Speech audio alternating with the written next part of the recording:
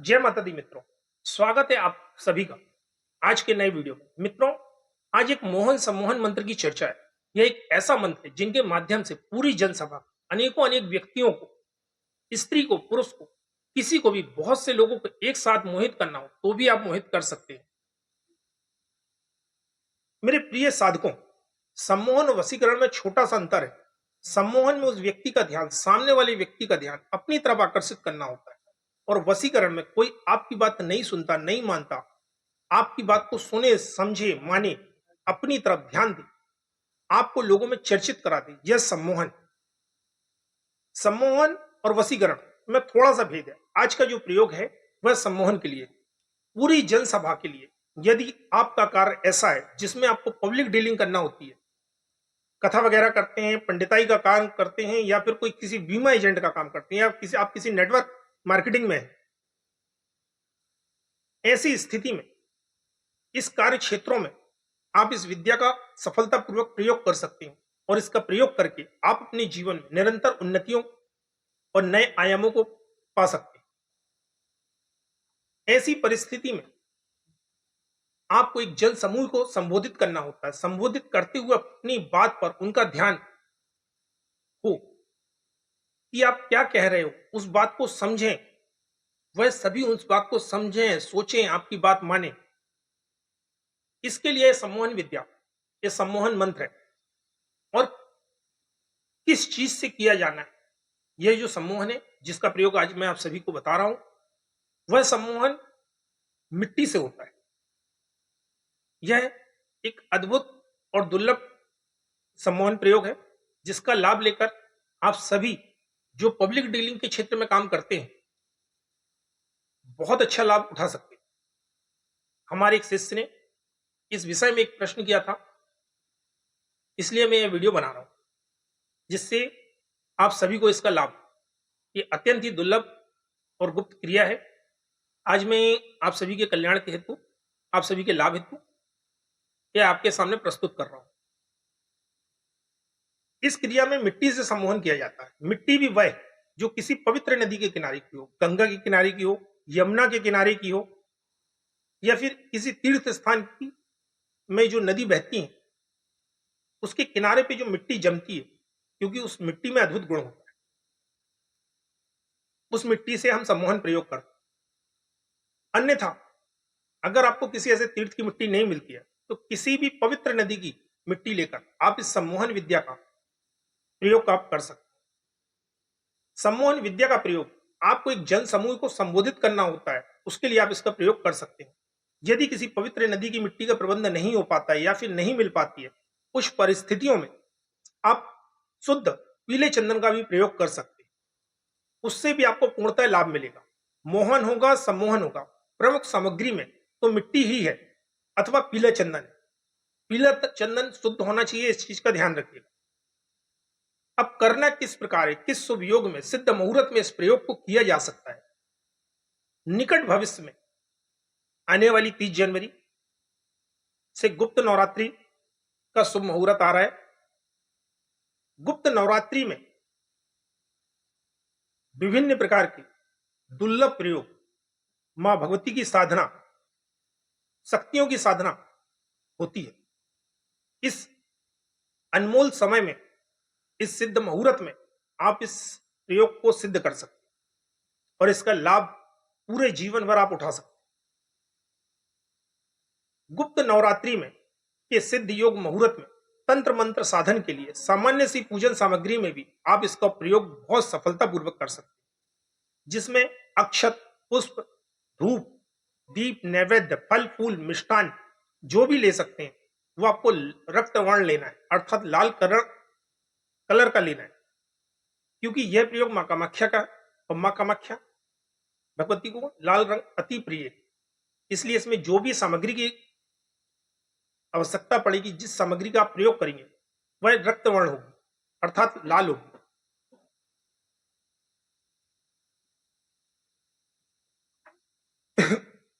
यह मां कामाख्या का प्रयोग है। इसलिए कहा जाता है कि गुप्त नवरात्रियों का समय इस प्रयोग के लिए अत्यंत ही श्रेष्ठ होता है। इस प्रयोग के लिए, क्योंकि नवरात्रि का समय मां शक्ति का, मां शक्ति आराधना का दिव्य प्रयोगों का समय होता है। इसलिए आप नवरात्रि में इस मां कामाख्या शक्ति प्रयोग, मां कामाख्या सम्मोहन प्रयोग, मां कामाख्या सम्मोहन साधना, इसे अलग अलग नामों से जाना जाता है, आप कर सकते हो। और ये नवरात्रि में अत्यंत ही फलदायी है। और यह प्रयोग भी मां शक्ति का है, आदि शक्ति का है, मां कामाख्या का है। मां कामाख्या वशीकरण के लिए अत्यंत ही श्रेष्ठ मानी जाती है। उसके लिए कोई भी प्रयोग किया जाए, वशीकरण के लिए मां कामाख्या का कोई भी प्रयोग किया जाए, तो वह अति शीघ्र अपना प्रभाव दिखा देते हैं। खासकर ग्रस्त जीवन में तो इसका विशेष महत्व बन जाता है। अब जिस दिन भी, जिस समय भी इस प्रयोग को कर रहे हैं, प्रातः काल कर रहे हैं, तो पूर्व या उत्तर मुख आपका आसन होगा। संध्या काल करते हैं तो पूर्व और पश्चिम मुख हो जाइए। अपने घर में, अगर आपके घर में कोई देवी स्थान बनाया हुआ है या कोई पूजन स्थान है, तो उस पे करिए। यदि आप इस प्रयोग को किसी सिद्ध पीठ या मां कामाख्या आसाम में करते हैं, तो यह अत्यंत ही फलदायी है। अगर ऐसे स्थानों पे आपका जाना संभव नहीं है, तो अपने घर के पूजन स्थान पे भी आप इस प्रयोग को सफलतापूर्वक संपन्न कर सकते हैं। ग्रहण काल, दिवाली, होली हो, तो सिद्धिपीठ पर ही इस प्रयोग को करना अति श्रेष्ठ होता है। अन्यथा बाकी सामान्य समय में, जैसे गुप्त नवरात्रि आ रही है, इस समय पे आप अपने घर के पूजन स्थान पे ही इस प्रयोग को करिएगा। अगर आप इसको अपने पूजन स्थान पे करते हैं, तो भी आपको इसका संपूर्ण फल मिलेगा। लेकिन अगर आप किसी विशेष मुहूर्त, जैसे ग्रहण काल है, दिवाली है, होली है, अमावस्या है, इस समय पे आप प्रयोग करते हैं, तो ज्यादा उचित यही होगा कि आप किसी सिद्ध शक्तिपीठ पे इस प्रयोग को करें। अत्यंत ही उच्च कोटि के परिणाम आपको देखने मिलेंगे। गुप्त नवरात्रि में आप अपने घर पर भी इस प्रयोग को संपन्न कर सकते हैं। सबसे पहले जिस समय आप ये प्रयोग कर रहे हैं, उस समय के अनुसार अपना मुख कर लीजिए। सामने पूजन सामग्री रख लीजिए। एक चौकी आम की लकड़ी, उस पर लाल कपड़ा बिछा लीजिए। उसके ऊपर मां कामाख्या का चित्र, अगर मां कामाख्या का चित्र आपको उपलब्ध नहीं है, तो आप एक सिंदूर की ढेरी बना लीजिए। मां का स्वरूप योनि स्वरूप है, तो मां का कोई स्वरूप नहीं है, तो आप सिंदूर की ढेरी को ही मां कामाख्या मानकर स्थापित करिए। भगवान शिव का चित्र सामने रखिए, अपने गुरु का चित्र सामने रख लीजिए। एक दीपक जला लीजिए। दीपक तेल का होगा या शुद्ध देसी गाय का होगा। दीपक हमारा कर्म साक्षी के तौर पे काम करता है, कि हम जो कर्म कर रहे हैं उसका साक्षी अग्निदेव है। हम जो पूजन कर रहे हैं उसके साक्षी अग्निदेव है। तो दीपक को कर्म साक्षी के रूप में शुद्ध गाय के देसी घी में घी का दीपक जलाइए, या देसी घी ना हो तो शुद्ध तिल के तेल का दीपक जलाइए। दीपक कोई भी आप अपनी स्वेच्छा से, अपने सामर्थ्य के अनुसार, मिट्टी का, पीतल का, किसी भी धातु का आप प्रयोग कर सकते हैं। इसके लिए किसी भी प्रकार से मन में संशय करने की आवश्यकता नहीं है। सबसे पहले हमेशा की तरह आपको अपना शुद्धिकरण कर लेना है, आचमन कर लेना है। दाहिने हाथ में जल लेकर अपने ऊपर और अपनी समस्त सामग्री के ऊपर जल छिड़क दीजिए। उसके बाद आपको दीपक प्रज्वलित करना है। दीपक प्रज्वलित करने का मंत्र जो हमारे शिष्य हैं उन सभी को मालूम है, अन्यथा आप अग्निदेव का ध्यान करके इसको कर सकते हैं। पंचोपचार पूजन की पूरी विधि और बेसिक साधना हम 7 दिवसीय कोर्स में, तंत्र विधान के कोर्स में सिखाते हैं। अगर आप किसी भी साधक को तंत्र विधान बेसिक कोर्स करना हो, तो दिए गए स्क्रीन पर दिए गए नंबरों से संपर्क कर सकता है। दीक्षा लेकर साधना करनी हो तो कर सकता है। दीप प्रज्वलित करने के बाद आपको संकल्प लेना है। दाहिने हाथ में अक्षत पुष्प इत्यादि ले लीजिए। अपना नाम बोलिए, अपना गोत्र बोलिए। उस दिन तिथि वार नक्षत्र बोलिए। फिर अपनी मंगल कामना बोलिए। आपका कार्य बोलना है। यहां तो मंगल कामना आपकी कामना आपकी यहां स्पष्ट है कि सम्मोहन के लिए, सर्वजन सम्मोहन के लिए मैं यह प्रयोग कर रहा हूं या कर रही हूं। स्त्री पुरुष कोई भी कर सकता है, इसमें किसी भी प्रकार का कोई भेदभाव नहीं है, कोई भी कर सकता है इस प्रयोग को और इसका लाभ ले सकता है। संकल्प के उपरांत संकल्प के लिए लिया गया अक्षत, पुष्प, जल इत्यादि किसी कटोरी में छोड़ दीजिए। जैसा कि हमने पहले ही पूजन विधान में आप सभी लोगों को बताया हुआ है कि कभी भी हम अगर पंचोपचार पूजन करते हैं तो अपने सामने 4 या 5 कटोरी रख लेते हैं और सभी अपने देवी देवताओं के नाम से अक्षत, पुष्प, नैवेद्य उनमें समर्पित करते जाते हैं। इसके बाद हमेशा की तरह पंचोपचार सामान्य सा पूजन कर दीजिए। प्रथम दिन ही आपको पूजन करना है, अन्य दिनों में करने की आवश्यकता नहीं है। ग्रहण काल, दीपावली या फिर अपनी काम या फिर किसी विशेष मुहूर्त में केवल आपको अपनी कामना बोलना है और संकल्प करना है और पूजन शुरू कर देना है। कामना आपकी स्पष्ट है, सम्मोहन के लिए, सर्वजन सम्मोहन के लिए प्रयोग कर रही हूं, तो उसके लिए ज्यादा सोचने की आवश्यकता नहीं है। पंचोपचार पूजन के बाद सबसे पहले आपको एक माला गुरु मंत्र की, एक माला गणपति जी के मंत्र की, गणपति जी के किसी भी एक मंत्र की आप एक माला कर सकते हैं। ओम गंग गंग गणपताय नमः, ओम श्री गणेशाय नमः, जो आपसे बनता है वो गणपति मंत्र का आप उच्चारण कर सकते हैं। एक माला आप जिसको याद कर सकते हैं। बात यदि करें गुरु मंत्र की, यदि आपने गुरु दीक्षा लेके रखी हुई है तो गुरु दीक्षा है आपके पास, आपका गुरु मंत्र सिद्ध है, तो एक माला गुरु मंत्र की करिए।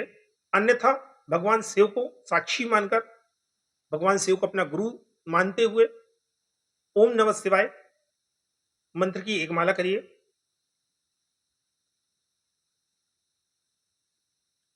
आपने एक माला गुरु मंत्र की कर ली, एक माला श्री गणेश के मंत्र की कर ली, एक माला अपने महादेव के मंत्र की कर ली।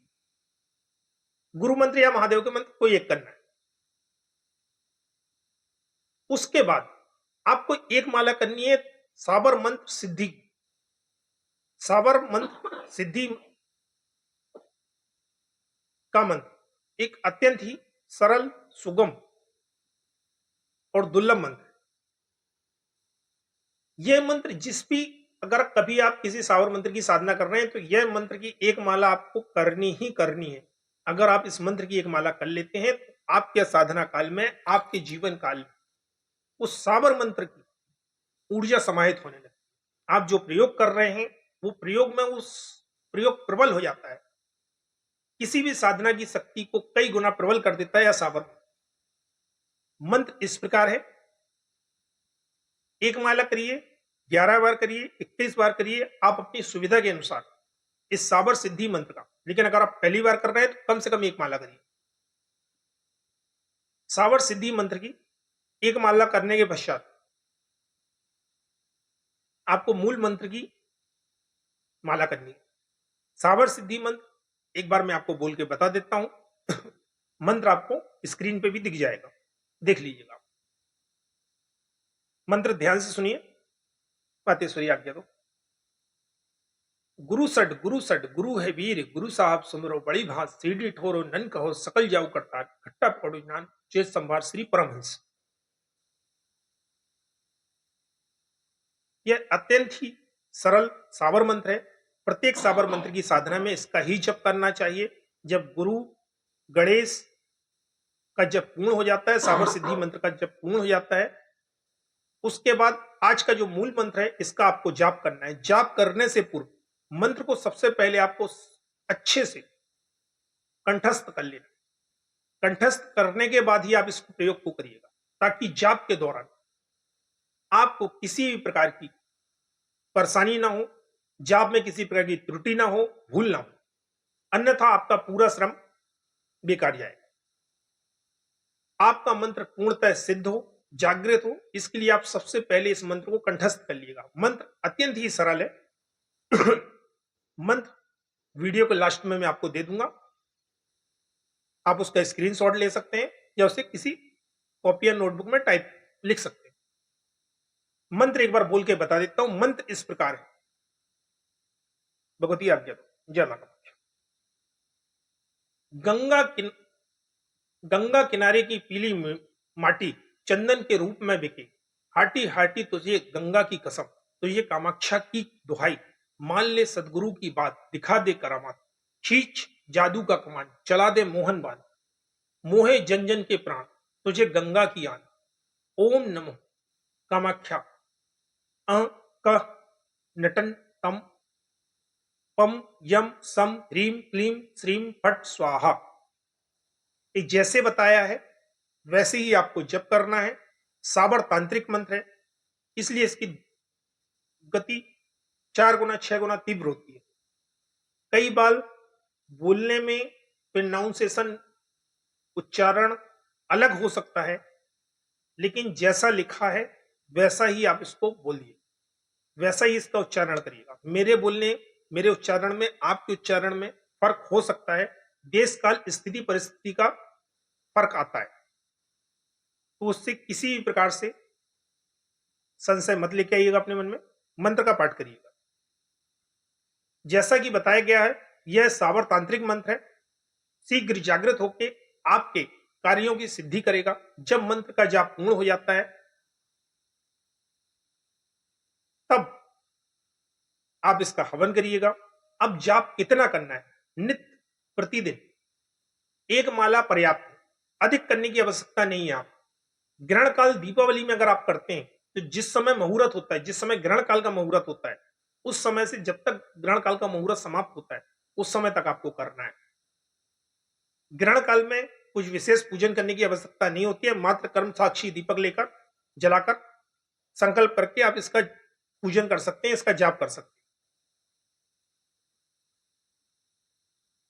किस समय मंत्र जाप करना उचित होता है? इस मंत्र को किस समय आप कर सकते हैं? आप सुबह कर सकते हैं, शाम को कर सकते हैं, रात्रि 10 बजे के बाद कर सकते हैं। कितनी देर बाद, कितनी देर इस मंत्र का जाप कराया जा सकता है? वैसे तो 1 माला करना है। अगर आप इसमें अत्यंत ही प्रबलता चाहते हैं, अत्यंत ही शक्ति चाहते हैं, इस मंत्र का जाप आप प्रतिदिन 11 माला करिएगा और 11 दिन तक 11 माला आपको प्रतिदिन करनी है। संकल्प लेके हर माला जाप के पहले और बाद में, जब जाप समाप्त हो जाता है तब आपको संकल्प लेना है और संकल्प लेते हुए संकल्प मां कामाख्या के चरणों में छोड़ देना है। इससे मान लीजिए आप कोई विघ्न आता है, किसी प्रकार से किसी दिन आपकी साधना छूटती है, तो जितने दिन आपने साधना की गई उतने दिन का पुण्य फल आपको मिल जाएगा।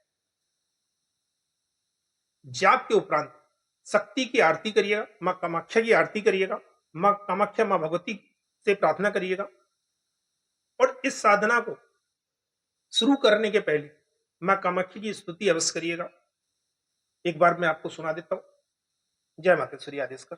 कमख्य वर्द देवी नील पर्दवासिनी तव देवी जगत माता योनि मुद्रे नमस्तुते कामाख्या काम संपन्ने कामेश्वरी हर प्रिय काम नाम देही नित्य कामेश्वरी नमस्तुते काम दे काम रूपस्य सुरभत सुर सेवित करोमि दर्शन दे सर्व कामास्तु मातेश्वरी कल्याण। यह स्तुति आपको 11 बार बोलनी है। नित्य प्रतिदिन के पूजन में भी आप इस स्तुति का प्रयोग कर सकते हैं। ये मां कामाख्या की अत्यंत प्रभावशाली, जीवन में सब कुछ देने वाली यह स्तुति है। इसके बाद जो भी आपने भोग नैवेद्य मां भगवती के लिए रखा है उसको रख दीजिएगा, साथ में गुड़ रख दीजिएगा, मिश्री रख दीजिएगा, लौंग इलायची बतासे का भोग दे सकते हैं। मेरे कहने का तात्पर्य यह है जो आपकी सामर्थ्य उस प्रकार से मां भगवती को आप भोग दे सकते हैं। मंत्र पाठ समाप्त करने के पहले मंत्र पाठ आपने कर दिया, उसके बाद नित्य प्रतिदिन 1 माला का आपको हवन करना है। इस मंत्र से 2 लौंग के जोड़ा, एक मंत्र पढ़ा, 2 लौंग ली, मंत्र पढ़ा, फूका, अग्नि में समर्पित कर दिया। इस प्रकार से आपको प्रतिदिन 1 माला का हवन करना है।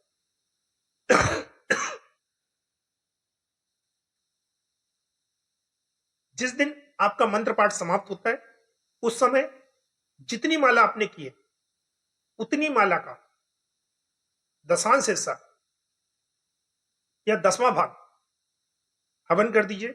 नहीं है आप में सामर्थ्य, 1 माला का हवन कर दीजिए आप लौंग से। अंत में बतासे पे 2 लौंग लगाकर मां भगवती को अंतिम भोग में समर्पित कर दीजिए मां कामाख्या। यह अत्यंत ही सरल है। थोड़ा सा पूजन समाप्त करिए, जन आचमन करके थोड़ा सा जल अपने आसन के किनारे डालिए, ओम इंद्राय नमः कह के अपने माथे पे लगाइए, आसन से उठ जाइए। इस मंत्र का अत्यंत ही सरल प्रयोग है। अब प्रयोग क्या है, प्रयोग कैसे करना है, ये मैं बताता हूं। जैसा कि आरंभ में बताया है, चंदन या तो पीला चंदन ले लीजिए अथवा गंगा यमुना की किनारे की मिट्टी मिल जाए। इस मंत्र का आपको 21 बार जप करना है। जप करने के बाद अपन को अपने मस्तिष्क पे लगा लेना है। जो भी चीज आप प्रयोग करेंगे वह साधना काल में आपके सामने रहेगी। किसी कटोरी में चाहे तो पीला चंदन, चाहे तो वो इत्र, नदी किनारे की मिट्टी, पवित्र तीर्थ किनारे की मिट्टी को आपको अपने सामने रख लेना है। उसके बाद ये पूजन आरंभ करना। एक चीज का आपको ध्यान रखना है, अगर आपको सुबह 9 बजे साधना करनी है तो आपको मिट्टी भी उसी दिन लानी है। पहले से लाके रखी हुई मिट्टी या पहले से लाके रखा हुआ चंदन काम नहीं करता। उसी दिन लेके आइए, उसी दिन पूजन स्थान पर रखिए और उसी दिन पूजन आरंभ करिए।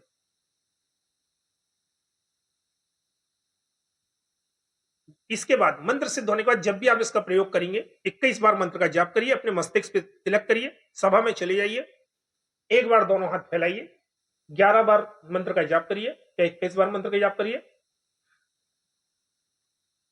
फूंक मारिए, अपने पूरे शरीर पे फेल लीजिए।